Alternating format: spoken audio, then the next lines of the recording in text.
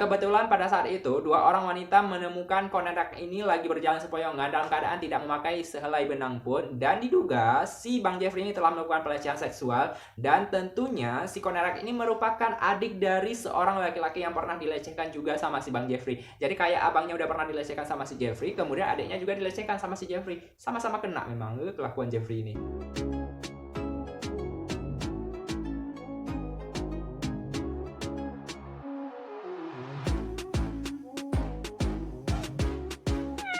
Assalamualaikum warahmatullahi wabarakatuh. Terima kasih sudah mampir dan juga memutuskan untuk klik di video ini. Kemarin itu aku sudah bahas tentang reinkarnasi ya, kalau nggak salah di video berikutnya kemarin itu. Sebelumnya maksudnya. Atas saran kalian semua bahwa pembahasan pembukaan aku itu jangan terlalu banyak pembahasan panjang kali lebar kali tinggi. Oke, langsung aja kita ke to the point aja ya. Jadi hari ini aku bakal ngebahas sebuah kasus dan ceritain kepada teman-teman semua tentang bagaimana proses terjadinya pembunuhan yang dilakukan oleh Jeffrey Dahmer yang merupakan seorang anak yang tumbuh dan memiliki bakat dari usia 18 tahun untuk melakukan pembunuhan. Gila kan ya? Bagaimana kasusnya? Kita lanjut di pembahasannya.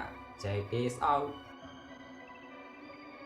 Pertama kali kita bakal bahas dulu bagaimana kisah masa kecil dari Jeffrey Dahmer. Jadi kan Jeffrey Dahmer sendiri itu lahir di Wisconsin pada tahun 1960, tepatnya pada tanggal 21 Mei. Jadi udah lama tuh, sekitar berapa tahun ya kan, zaman-zaman setelah pasca kemerdekaan Indonesia gitu. Kebetulan si Jeffrey Dahmer ini lahir dari pasangan ibunya yang bernama Joyce Enid dan juga Leonard Dahmer, yang merupakan pasangan baru-baru menikah gitu. Nah, kebetulan ayahnya itu merupakan ahli kimia dan pandai dalam meracik larutan-larutan kimia gitu. Permulaannya kehidupan si Jeffrey Dahmer ini baik-baik aja tuh, kayak misalnya dia penuh dengan kasih sayang dan dibesarkan dari keluarga yang memang punya perhatian lebih terhadap dirinya. Tapi perubahan besar terjadi dalam diri Bang Jeffrey ini setelah kelahiran adik pertamanya, dan kemudian itulah dia berubah menjadi seorang yang pendiam dan juga pencemburu. Jadi kayak nggak rela gitu perhatian mama sama ayahnya itu berubah kepada adik barunya itu. Nah, pasca kelahiran adiknya inilah muncullah bakat-bakat yang tersembunyi dan terselubung dari Bang Jeffrey ini. Ceritanya karena memang merasa tidak diperhatikan lagi karena ada kelahiran adiknya yang kedua, yang pertama ini, maka Bang Jeffrey ini seringkali memutuskan untuk bersepeda kemana-mana sendiri itu, keliling-keliling komplek, kemudian mencari hewan-hewan mati, kemudian dikoleksi dan dibawa pulang ke rumah. Biasanya pendidikan-pendidikan di luar sana itu mereka lebih mengedepankan bagaimana anaknya itu menyembunyikan dan mengembangkan soft skillnya. Mula-mulanya mama sama ayahnya itu nggak menaruh curiga terhadap perlakuan si Jeffrey ini yang suka membawa hewan-hewan kecil dan juga hewan-hewan mati ke rumahnya. Ya mungkin itu bakat terselubung yang bakal nanti dia jadi dokter bedah atau ahli dalam pembedahan. Permasalahan ini tuh semakin muncul setelah dia SMA dan suka meminum minuman keras, bahkan mendapat perlakuan-perlakuan yang tidak senonoh semasa dia menduduki bangku SMA atau high senior school-nya. Gak tanggung-tanggung, biasanya anak-anak lain yang menduduki bangku SMA lagi masa putih abu-abunya ini, Bang Jeffrey ini malah minum-minum alkohol dan juga memakai barang-barang terlarang dari narkotika. Entah apa yang terjadi antara rumah tangga ayah sama bapak Bang Jeffrey ini pada tahun 1977, akhirnya mama sama bapaknya tuh memutuskan untuk bercerai, dan Bang Jeffrey ini diambil sama bapaknya, sedangkan mamanya pun lari tunggang langgang nggak tahu kemana.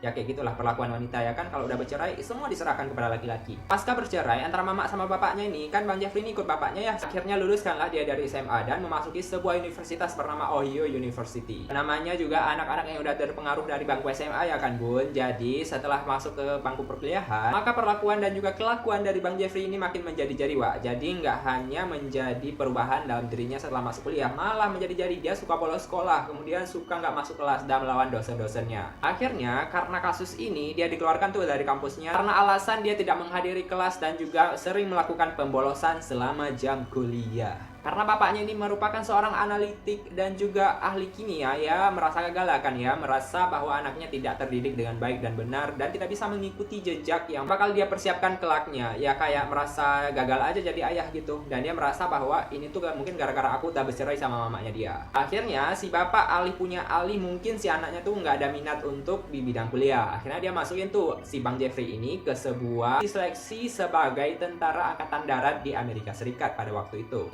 Nah, setelah memasuki tahapan mendaftar dan juga lulus, akhirnya dia itu dipecat karena memang ketahuan kecanduan alkohol yang sudah dibawa dari semenjak SMA. Memang kalau misalnya dibilang gajah nggak bisa buang gadingnya ya kan, udah bawaannya dari dulu. Nah, prestasi yang diraih oleh Bang Jeffrey itu pada tahun 1978 untuk pertama kali dia memecahkan rekor untuk melakukan pembunuhan pertama kali pada usianya. Lupa aku beritahu bahwa sebenarnya Bang Jeffrey ini memiliki bakat-bakat kelainan dari berbagai fisik. Sebenarnya bukan fisik, akan tetapi lebih ke perlakuannya itu.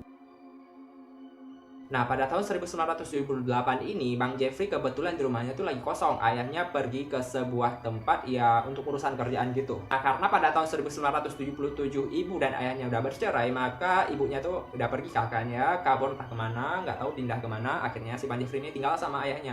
Dan pada hari itu kebetulan rumahnya lagi kosong. Karena memang sudah ada bakat sejak kecil dalam mengoleksi benda-benda mati seperti tupai mati, cicak mati, dan sebagainya, maka pada suatu hari dia jemputlah seorang temannya bernama Stephen Hicks untuk bisa mengajak berpesta pora di rumahnya dan minum minuman alkohol gitu. Gak hanya itu, ternyata Bang Jeffrey ini merupakan seorang LGBT alias penyimpangan seksual terhadap sesama jenis. Dia ajak lakannya si Stephen Hicks ini untuk melakukan wik-wik di rumahnya. Setelah melakukan itu, disinilah perkara pembunuhan pertama dilakukan oleh si Bang Jeffrey ini terhadap temannya dengan cara yang sangat sadis. Trik dari Bang Jeffrey ini lumayan bagus ya kan. Pertama dikasih lakan ya si Stephen Hicks ini dengan minuman-minuman yang sangat bervarietas, sehingga si Stephen Hicks ini merasa sangat mabuk dan juga sepoyongan kemana-mana, nggak bisa lagi kemana-mana. Ya udah, setelah sepoyongan semua, setelah melakukan wik, ketika si Stephen Hicks ini mau pergi, akhirnya si Bang Jeffrey ini mencegat dan juga memukul kepalanya pakai botol bir sampai pecah dan kepalanya mengeluarkan darah. Disitulah si Stephen Hicks mati. Kejadian pertama ini sebenarnya nggak ketahuan sama siapapun, dan mayatnya si Stephen Hicks ini dikuburkan di belakang rumah ayahnya dengan cara sendiri. Berani amat si Bang Jeffrey ya. Makanya bun, kalau misalnya punya anak 18 tahun itu diajarkan mengaji, mengajarkan agama dan sebagainya, biar nggak kelakuan saya si Bang Jeffrey ini ya kan ya. Karena pembunuhan pertama dia mendapat apresiasi dan nggak ketahuan sama siapapun ya. 9 tahun kemudian dia melakukan pembunuhan yang keduanya pada tahun 1987. Jadi ceritanya nih kan dia sama-sama menjemput mangsanya itu yang bernama Stephen Tommy yang berusia 26 tahun. Dan modusnya tuh tetap sama, mengajak minum dan juga melakukan pesta seks yang ada di rumahnya. Dan akhirnya membunuh si Stephen Tommy secara spontan dan juga menggunakan alat-alat yang sudah dipersiapkannya di rumah dia. Mulai tahun 1987, 1988 sampai dengan 1991, si Bang Jeffrey terus saja melakukan pembunuhan-pembunuhan secara berantai tiap tahunnya. Dan gak hanya itu, kasusnya tuh sama kayak yang kasus yang dilakukan kepada korban-korban sebelumnya. Dia menjemput korbannya itu ke sebuah bar yang terdapat di bar-bar gay LGBT gitu, dan mengajak mereka untuk minum bareng, kemudian melakukan wik-wik, dan akhirnya dibunuh setelah melakukan itu semua. Gak hanya terkesan dengan penyimpangan seksual dan juga pembunuhan yang dilakukan oleh Bang Jeffrey ini, ternyata dia juga suka mengoleksi tengkorak-tengkorak dari korban yang telah dibunuhnya dalam lemari esnya. Nah, rekor terbanyak dilakukan oleh Bang Jeffrey ini pada tahun 1991 pada bulan Mei. Dia berhasil membunuh 3 korban utama dalam 1 bulan. Nah, kebetulan pada tanggal 27 Mei tahun 1991, seorang korbannya itu bernama Konerak Sinta Sompon, seorang anak berusia 14 tahun nih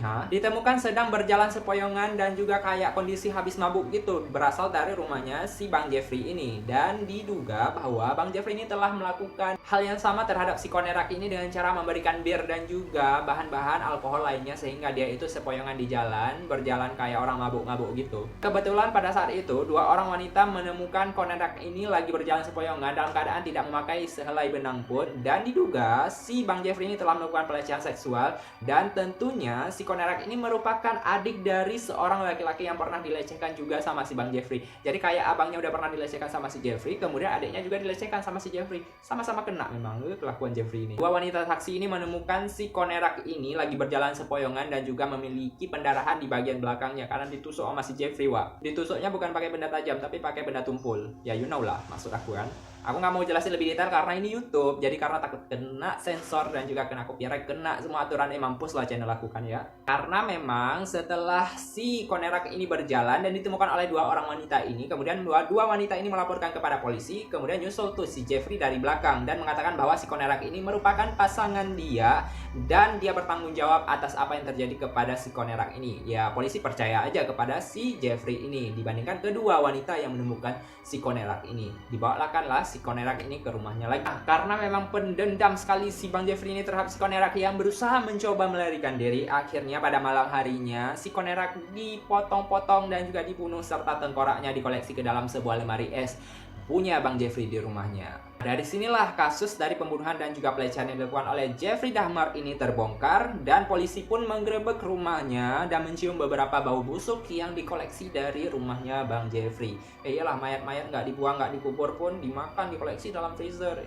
Pada saat setelah digerebek sama polisi, kebetulan Bang Jeffrey ini baru saja membunuh yang bernama Tony Hodges dan telah mengeksekusinya dalam bentuk potongan-potongan kecil dan dimasukkan ke dalam sebuah drum besar dan memiliki aroma yang tidak sangat-sangat enak untuk dicium. Jadi kalau diperkirakan Bang Jeffrey ini membunuh 1 orang setiap minggu tuh. Udah kayak rutinitas memang wajib ya kan ya. List pembunuhan yang dilakukan oleh Bang Jeffrey secara beruntun itu berikut ini. Yang pertama, pada 30 Juni, Bang Jeffrey ini telah membunuh Matt Turner dengan aksi yang sama dan merupakan korban yang dilakukan pelecehan dan juga dilakukan aksi-aksi bejat oleh si Jeffrey Dahmer ini terhadap korbannya itu. Yang kedua, pada tanggal 5 Juli dia telah membunuh bernama Jeremiah Weinberger dan juga melakukan aksi yang sama terhadap korbannya itu. Kemudian pada tanggal 12 Juli dia telah membunuh bernama Oliver Jesse. Kemudian dilanjutkan lagi dengan pembunuhan yang dilakukan kepada Randolph pada tanggal 19 Juli.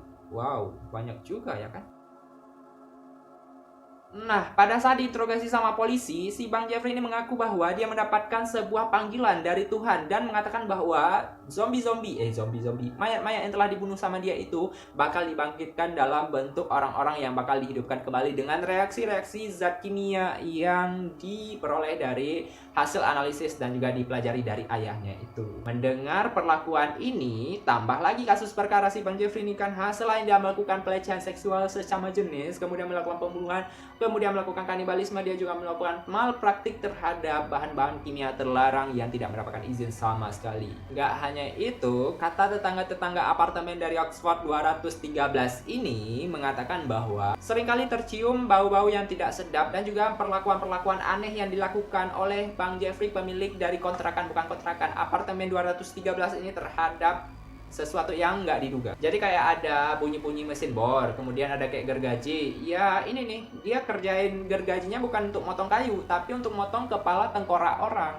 Beberapa perlakuan lainnya, dia suntikkan asam klorida ke dalam tengkorak manusia, kemudian dia lakukan beberapa analisis kimia lainnya sehingga membuat kepala manusia itu bisa mencair, mendidih dan juga pokoknya melebur lah semuanya kan, jadi satu kayak bubur sop ayam gitu. Nah, lagi-lagi kata Bang Jeffrey ini untuk perlakuan awet muda. Dia lagi menciptakan bahan-bahan untuk bisa menciptakan manusia-manusia yang awet muda dengan aromatik-aromatik yang sangat luar biasa dari perlakuan yang dilakukan oleh dia terhadap bahan percobaan yang terlarang ini. Gila ya, psikopat kali Bang Jeffrey Dahmer ini kan. Pada saat diinterogasi oleh polisi, Jeffrey Dahmer ini diduga dengan 17 kali percobaan pembunuhan. Akan tetapi 2 kali itu dihapus, jadi totalnya 15 kali karena memang 1 kali sama 2 kali ini belum pernah selesai dilakukan pembunuhan terhadap korbannya itu. Akan tetapi terdakwa dengan hukuman 815 tahun penjara atau penjara seumur hidup. Sorry, bukan 815, akan tetapi 957 tahun penjara yang ditetapkan oleh pengadilan setempat. Jangankan 957 tahun, 27 tahun, 37 tahun aja udah mati kali ya dalam penjara kalau misalnya ada penyiksaan-penyiksaan yang dilakukan oleh orang-orang tertentu. Nah, setelah dijebloskan di dalam penjara pada tanggal 28 November tahun 1994, Bang Jeffrey akhirnya meninggal dunia dan tutup usia pada tanggal dan juga tahun itu. Kejadiannya itu sangat-sangat aneh ya kan, seorang narapidana dalam kos-kosan penjara yang bersetempat dengan si Bang Jeffrey ini bernama Christopher Server memukul kepala Bang Jeffrey sampai mati seketika di tempat. Dia mengatakan kepada polisi bahwa dia mendapatkan bisikan dari Tuhan untuk bisa memukul dan juga membunuh Bang Jeffrey ini agar kehilangan nyawa sekaligus. Emang karma itu nggak pakai lambat kalau sekarang ya datangnya ya kan, pakai Gojek dia tahun 1994. Udah ada Gojek aja karmanya datang. Oke, sekianlah perjalanan dari Jeffrey Dahmer, seorang psikopat, kemudian pembunuh, kanibalisme dan juga penyimpangan seksual yang dilakukan pada dirinya dan terhadap korban-korbannya pada tahun 1990-an. Untuk teman-teman semua, mohon dukungannya untuk membangun channel ini dengan cara klik tombol like, subscribe, komen dan juga share kepada teman-teman semua dan juga orang-orang yang ada di sekitar kita agar ini channel bisa memberikan informatif dan juga edukatif kepada teman-teman semua agar bisa menghindari kriminalitas yang terjadi dan juga memperkecil angka yang membuat kita tidak merasa aman dan juga bisa lebih waspada terhadap kriminalitas yang terjadi di dunia nyata ataupun di dunia maya. Terima kasih. Wassalamualaikum warahmatullahi wabarakatuh.